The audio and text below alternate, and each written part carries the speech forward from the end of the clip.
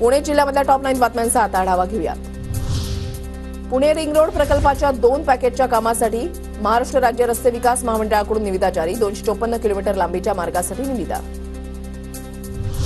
सावित्रीबाई फुले पुणे विद्यापीठामध्ये विद्यार्थ्यांना आपत्ती व्यवस्थापन शिकवलं जाणार. आपत्ती व्यवस्थापन अभ्यासक्रम विभाग सुरू करण्यासाठी विद्यापीठ सकारात्मक. पुणे शहरामध्ये स्वच्छता मोहीम सुरू. रविवारी 64 टन गाळ उचलण्यात आला. स्वयंसेवी संस्थांच्या वतीनं देखील शहरामध्ये विशेष स्वच्छता अभियान. पुण्याच्या भोर तालुक्यामध्ये 12 ठिकाणी घरांच्या भिंती कोसळण्याच्या घटना. आठवडाभर सुरू असलेल्या मुसळधार पावसामुळे भिंती कोसळण्याच्या घटना. सुदैवानं यात कोणतीही जीवितहानी नाही. पुण्याच्या राजगड तालुक्यामधल्या तोरणागडाच्या पायी मार्गावरील कोसळलेली दरड हटवली. स्थानिक जवान संघटनेच्या कार्यकर्त्यांनी श्रमदानानं दरड हटवली.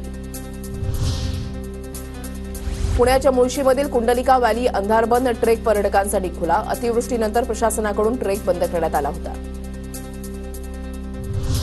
आवक वाढल्यानं पुण्यामधील बाजार समितीमधील पालेभाज्या स्वस्त. पावसानं विश्रांती घेतल्यानंतर पालेभाज्यांची आवक पूर्वपदावर येण्यास सुरुवात.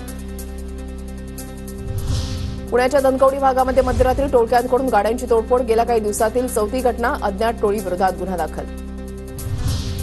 सायबर चोरट्यांकडून दोघांची 30 लाखांची फसवणूक. ऑनलाईन टास्क शेअर बाजारामध्ये गुंतवणुकीचा आमिष. कोथरूड आणि वारजे पोलीस ठाण्यामध्ये गुन्हा दाखल.